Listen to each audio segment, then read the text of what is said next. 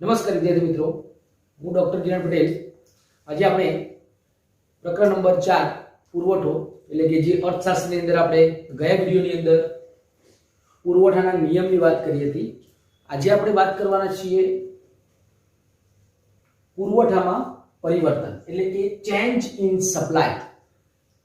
બહુ જ સરસ મજાનો ક્વેશ્ચન છે મિત્રો, તરત આવડી જાય તેવો છે. હવે પુરવઠામાં પરિવર્તન બે રીતે આવે છે. પુરવઠામાં પરિવર્તન આવવાના મુખ્ય બે પરિબળો છે. એક વસ્તુની કિંમતને કારણે જે પરિવર્તન આવે છે, વસ્તુની કિંમતમાં ફેરફાર થવાથી જે પરિવર્તન આવે છે એ છે પુરવઠામાં વિસ્તરણ સંકોચન. અને બીજું કે જે કિંમત સિવાયના અન્ય પરિબળોને કારણે જે પરિવર્તન આવે છે એને કહેવામાં આવે છે પુરવઠામાં વધારો ઘટાડો. અહીં આપણે મિત્રો બંને ક્વેશ્ચનની વાત કરીશું. પુરવઠામાં જે પરિવર્તન આવે છે એમાં કે પુરવઠામાં વિસ્તરણ સંકોચન અને બીજું છે પુરવઠામાં વધારો ઘટાડો. તો પુરવઠામાં વિસ્તરણ સંકોચન અથવા તો પુરવઠામાં વધારો ઘટાડો બંનેમાંથી કોઈ મિત્રો એક પ્રશ્ન 3 માર્ક્સની અંદર શોર્ટ નોટની અંદર અવશ્ય આવે છે અને બહુ જ સિમ્પલ છે. જો આપણને પુરવઠાનો નિયમ આવડતો હશે તો ચોક્કસપણે આપણને પુરવઠામાં વિસ્તરણ સંકોચન પણ આવડશે અને પુરવઠામાં વધારો ઘટાડો પણ આવડશે. તો શરૂ કરીએ છીએ આપણે પુરવઠામાં પરિવર્તન, ચેન્જ ઇન સપ્લાય. એની અંદર સૌ પહેલું જે પરિવર્તન છે એની વાત કરીએ આપણે પુરવઠામાં વિસ્તરણ સંકોચન. હવે પ્રશ્ન આપણને એ થાય કે પુરવઠામાં વિસ્તરણ સંકોચન એટલે કે પુરવઠામાં એક રીતે જોવા જઈએ તો આ જે વિસ્તરણ સંકોચન છે આ વધારો ઘટાડો છે. હવે અહીં આપણા માટે મહત્વનું છે કે જે પુરવઠામાં વિસ્તરણ અને જે સંકોચન છે એ કેવી રીતે થાય છે. તો આપણા માટે બે મહત્વની બાબત છે. અહીં આપણે પુરવઠાના નિયમ પ્રમાણે કે જો અન્ય પરિબળો યથાવત રહે એટલે કે અહીં આપણી પાસે જે અલગ અલગ ઉત્પાદનના સાધનો, ઉત્પાદન પદ્ધતિ, ભવિષ્યના ભાગોની અટકળ અને જે અન્ય પરિબળો તો જેમાં સરકારની નીતિના તમામ પરિબળો, જે પરિબળો જે છે એ અન્ય પરિબળોને યથાવત રાખવાના છે. એટલે અહીં આપણે એવું કહી શકાય કે જો અન્ય પરિબળો યથાવત એટલે કે સ્થિર, અન્ય પરિબળો છે એને કેવા રાખવાના છે? સ્થિર. જો અન્ય પરિબળો યથાવત રહે, અન્ય પરિબળો યથાવત રહે અને વસ્તુની કિંમતમાં વધારો થવાથી, વસ્તુની કિંમતમાં વધારો થવાથી જે પુરવઠો વધે છે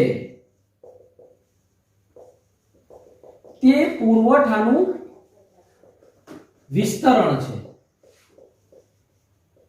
બહુ જ સિમ્પલ છે મિત્રો, તરત જ યાદ રહી જાય તેવું છે કે જો અન્ય પરિબળો યથાવત રહે તો, જો અન્ય પરિબળો યથાવત રહે અને અન્ય પરિબળોને યથાવત રાખવાના છે અને વસ્તુની કિંમતમાં વધારો થવાથી, અન્ય પરિબળો યથાવત રહે છે અને વસ્તુની કિંમત વધે છે એટલે કે વસ્તુની કિંમતમાં વધારો થવાથી પુરવઠો વધે છે, જે આપણે નિયમ જોયો તે પ્રમાણે.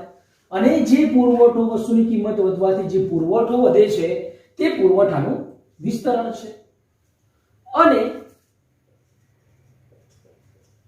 વસ્તુની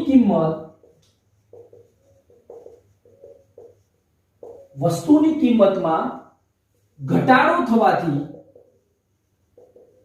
વસ્તુની કિંમતમાં ઘટાડો થવાથી જે પુરવઠો ઘટે છે, વસ્તુની કિંમતમાં ઘટાડો થવાથી જે પુરવઠો ઘટે છે તે પુરવઠાનું સંકોચન છે. બહુ જ સિમ્પલ પ્રશ્ન છે મિત્રો.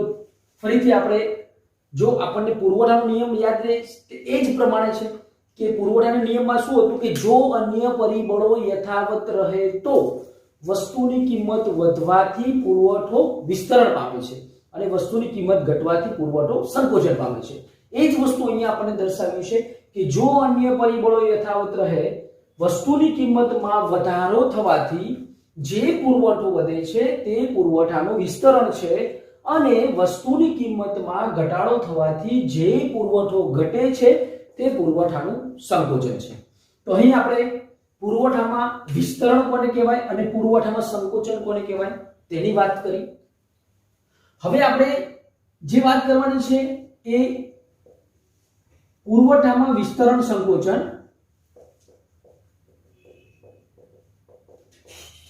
ની અનુસૂચિ. આપણે એના અનુસૂચિની વાત કરીએ એટલે કે અનુસૂચિ આપણે તૈયાર કરવાની છે. આની અંદર પણ આપણે કશું યાદ રાખવાનું નથી. ધારો કે અહીં આપણે એ જ પ્રમાણે વસ્તુની જે કિંમત આપી દીધી છે અને અહીં આપણને આપ્યો છે પુરવઠો.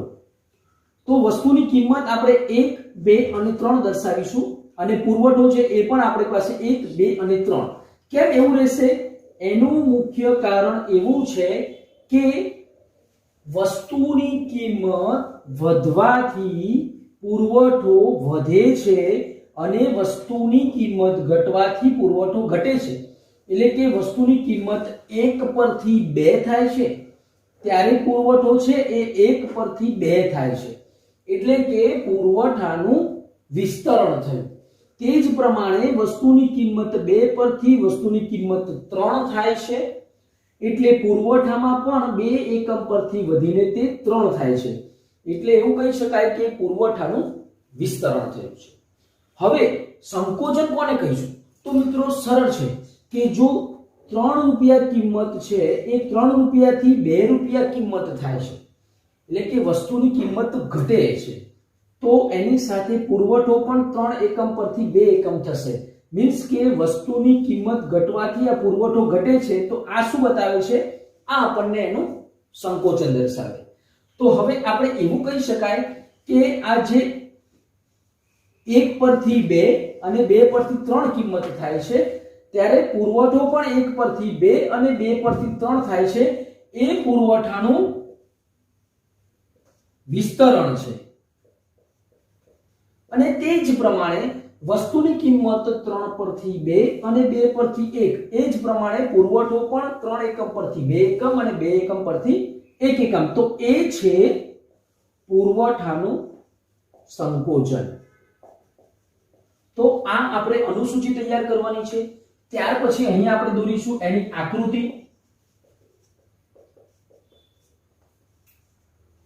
પુરવઠાના વિસ્તરણ સંકોચનની અહીંયા આપણે આકૃતિ દોરીશું.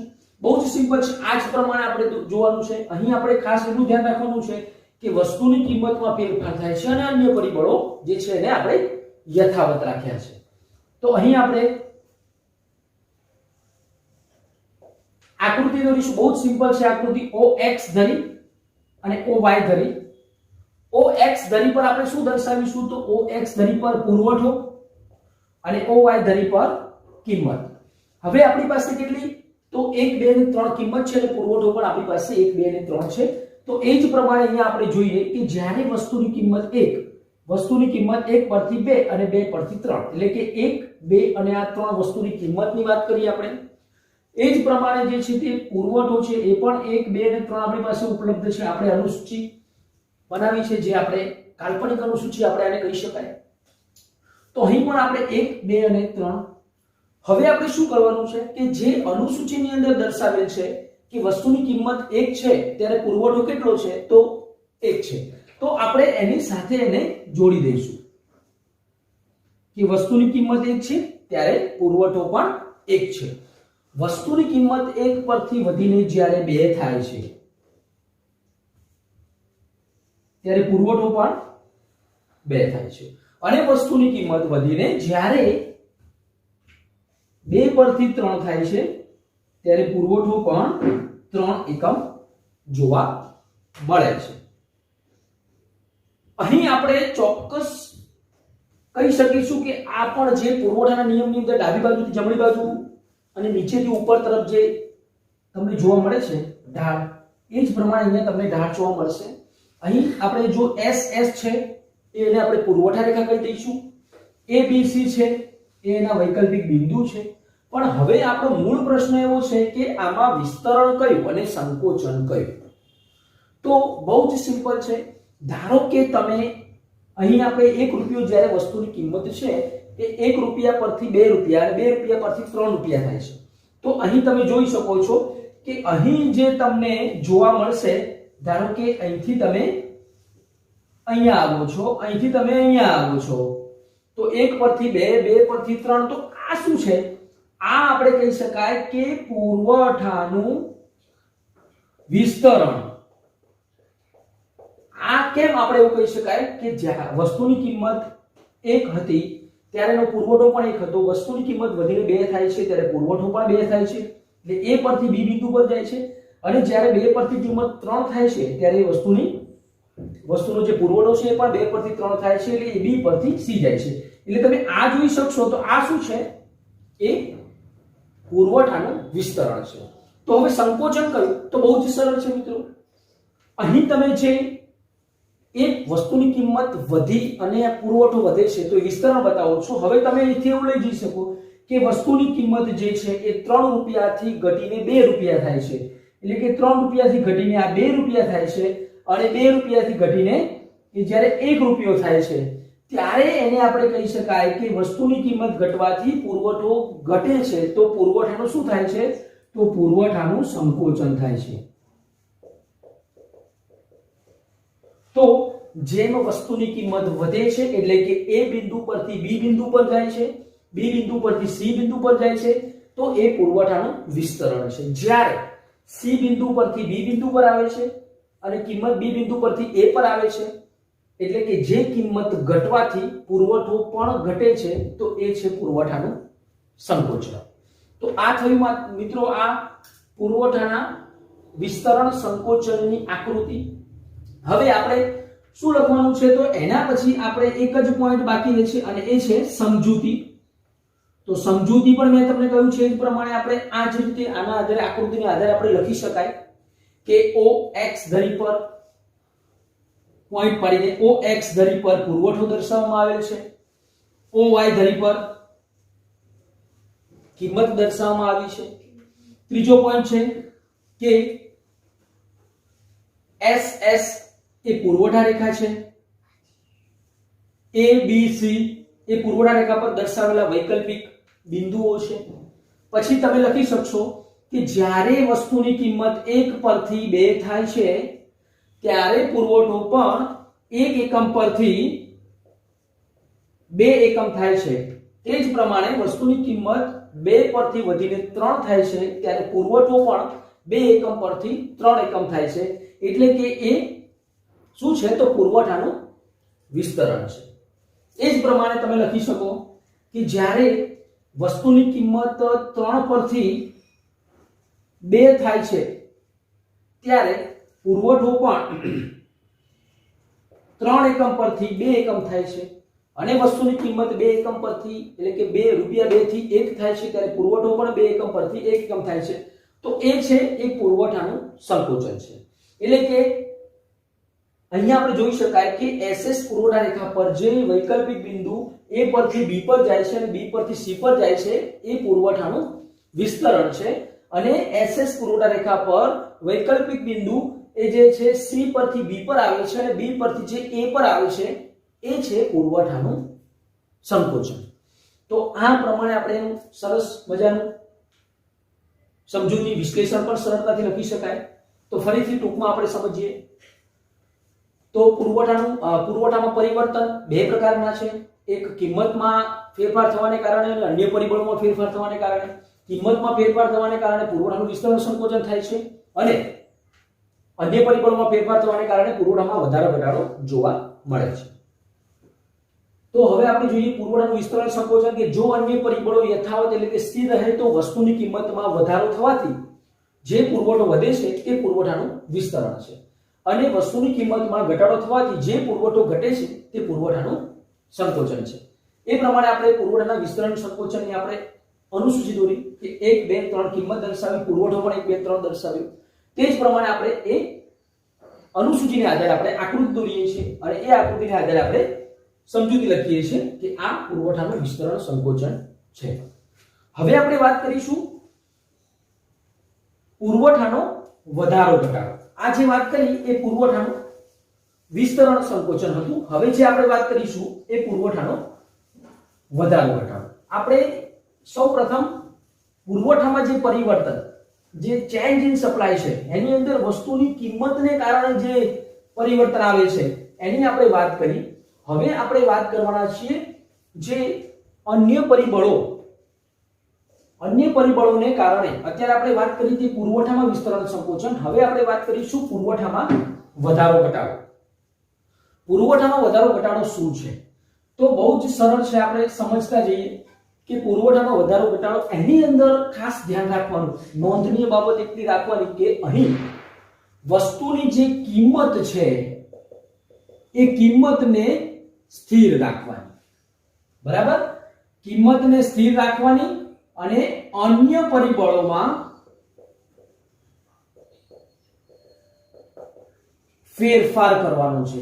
ખાસ આ બહુ જ મહત્વની બાબત છે. આ પહેલામાં આપણે વિસ્તરણ સંકોચનમાં શું કર્યું કે અન્ય પરિબળોને સ્થિર રાખ્યા અને કિંમતમાં વધઘટ કરી. જ્યારે પુરવઠામાં વધારા ઘટાડાની અંદર એવું આવશે કે કિંમતને સ્થિર રાખવાની અને અન્ય પરિબળોમાં ફેરફાર કરવાનો છે. હવે આપણે એની વ્યાખ્યા બનાવીએ, તમને તરત યાદ રહી જશે કે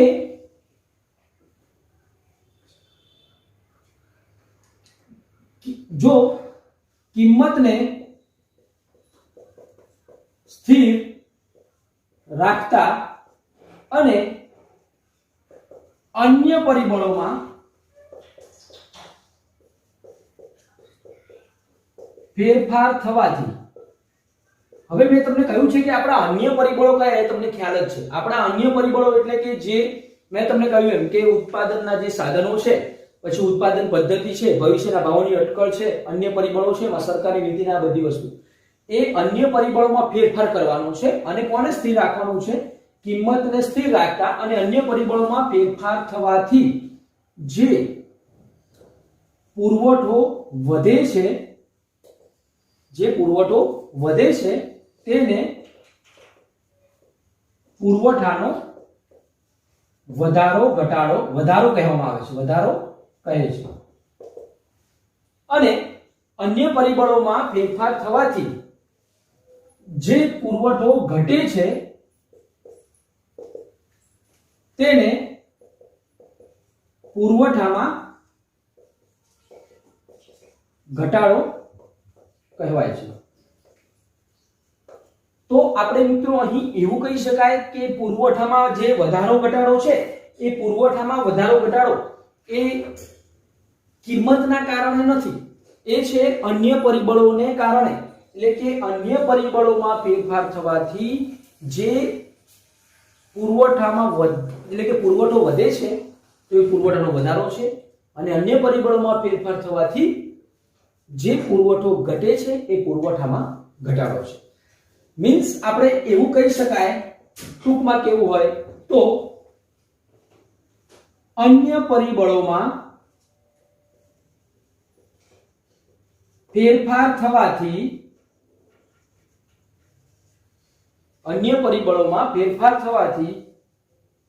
જે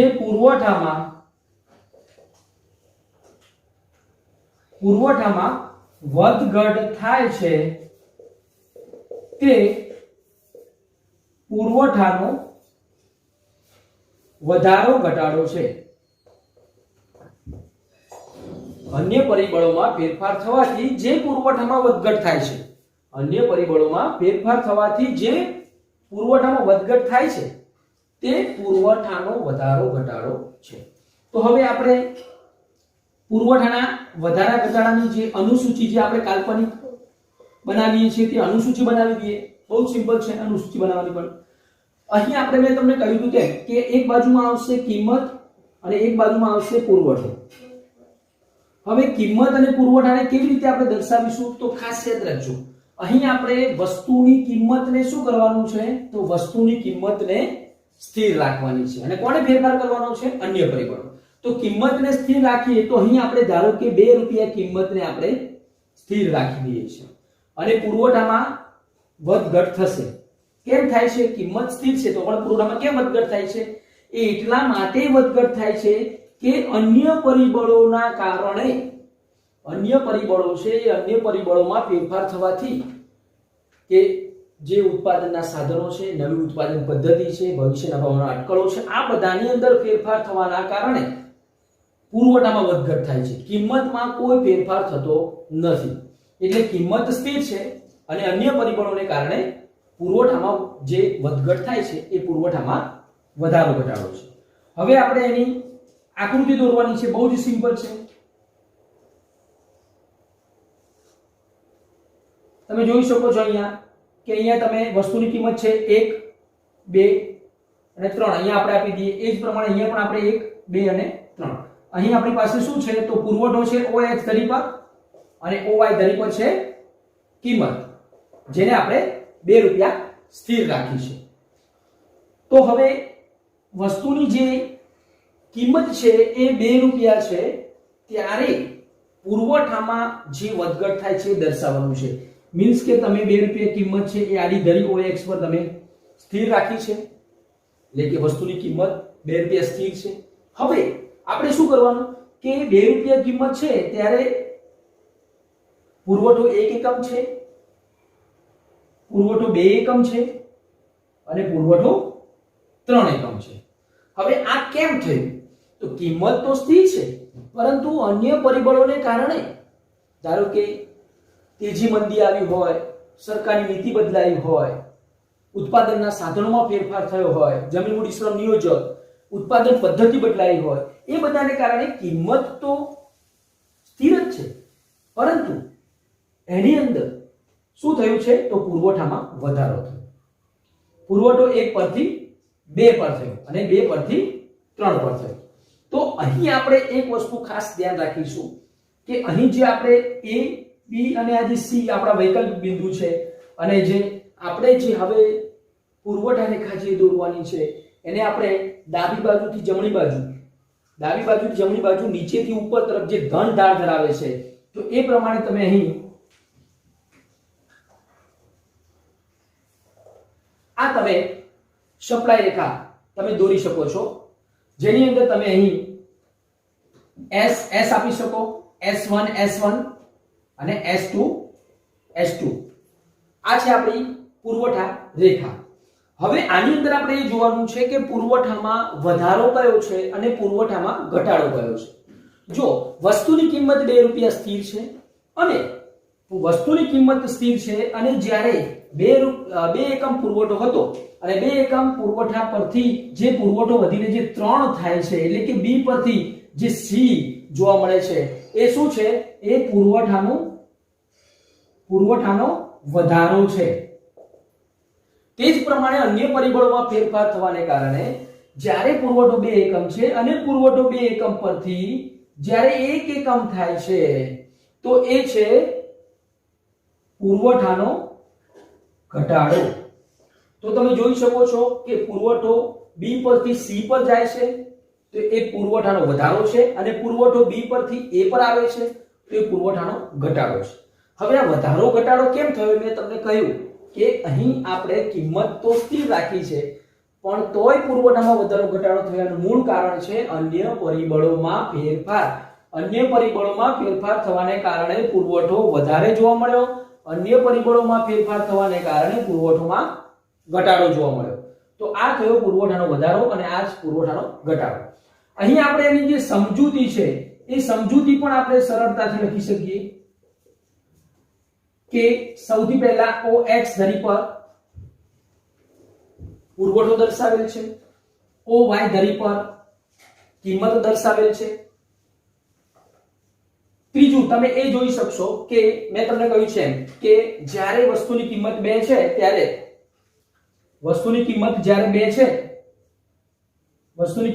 ત્યારે તેનો પુરવઠો 1 પરથી વધીને 2 એકમ થાય છે અને 2 એકમ પરથી વધીને 3 એકમ થાય છે. હવે તમે જોઈ શકો છો કે જ્યારે વસ્તુની કિંમત 2 રૂપિયા સ્થિર છે અને અન્ય પરિબળોમાં ફેરફાર થવાને કારણે વૈકલ્પિક બિંદુ B ઉપર જે S1 રેખા આપી છે, એ S1 રેખાથી વધીને જે S2 રેખા પર જાય છે, એટલે કે વૈકલ્પિક બિંદુ B પરથી C પર જાય છે, તો એ છે પુરવઠાનો વધારો. અને તે જ પ્રમાણે જે આપણને વૈકલ્પિક બિંદુ B પર દર્શાવેલ S1 S1 રેખા પરથી S1 S1 જે પુરવઠા રેખા પરથી જે SS રેખા પર જાય છે, એટલે કે વૈકલ્પિક બિંદુ B પરથી A તરફ જાય છે, એ છે પુરવઠામાં ઘટાડો દર્શાવે છે. તો અહીં આપણે જોઈ શકાય છે કે B થી C પર જે જાય છે તે પુરવઠાનો વધારો છે અને B થી A પર આવે છે તે પુરવઠાનો ઘટાડો છે. ફરીથી આપણે ઝડપથી જોઈ લઈએ તો જે અહીં આપણે પુરવઠાના વધારા ઘટાડામાં કિંમતને સ્થિર રાખવાની છે અને અન્ય પરિબળોમાં ફેરફાર કરવાનો છે. એટલે કે કિંમતને સ્થિર રાખતા અને અન્ય પરિબળોમાં ફેરફાર થવાથી જે પુરવઠામાં વધારો થાય છે, એટલે કે પુરવઠો વધે છે તેને પુરવઠાનો વધારો કહે છે, અને જે ઘટાડો જોવા મળે છે તે પુરવઠાનો ઘટાડો છે. તો એવું કહી શકાય કે અન્ય પરિબળોમાં ફેરફાર થવાથી જે પુરવઠામાં વધઘટ થાય છે તે પુરવઠાનો વધારો ઘટાડો છે. ત્યાર પછી આપણે કાલ્પનિક અનુસૂચિ દર્શાવવાની છે. એની અંદર મેં કહ્યું એમ કે કિંમતને કેવી રાખવાની છે? સ્થિર. તો 2 રૂપિયા કિંમત આપણે સ્થિર રાખવાની છે. પુરવઠામાં 1 2 3 વધઘટ બતાવવાની છે. એના આધારે આપણે આકૃતિ દોરી શકીએ કે આ એની આકૃતિ દોરવાની છે અને કિંમતને 2 રૂપિયા સ્થિર રાખવાની છે અને અહીં આપણે વસ્તુનો જે પુરવઠો છે એ 1 2 3 પરથી એટલે કે જે વધઘટ થાય છે એ આપણે દર્શાવીશું અને એની આપણે સરળતાથી આકૃતિ પ્રમાણે એની આપણે સમજૂતી લખવાની છે. તો તમને પરીક્ષાની અંદર કાં તો પુરવઠામાં વિસ્તરણ સંકોચન આવી શકે અથવા તો પુરવઠામાં વધારો ઘટાડો આવી શકે. બંને કોઈ પણ તમને 3 માર્કના પ્રશ્નની અંદર આવી શકે. તો ચોક્કસ તમે એને સરળતાથી આટલી વસ્તુ મેન્શન કરી અને તમે 3 માંથી 3 માર્ક્સ મેળવી શકો છો. તો કેવો લાગ્યો પ્રશ્ન મિત્રો? ચોક્કસ કમેન્ટ કરજો અને જો તમે મારી YouTube ચેનલ પર નવા હોય તો સબસ્ક્રાઇબ કરજો અને આપના મિત્રોને પણ શેર કરજો જેથી તેઓ પણ આ વિડીયોનો લાભ લઈ શકે. ફરીથી નવા વિડીયોથી મળીશું. Thank you.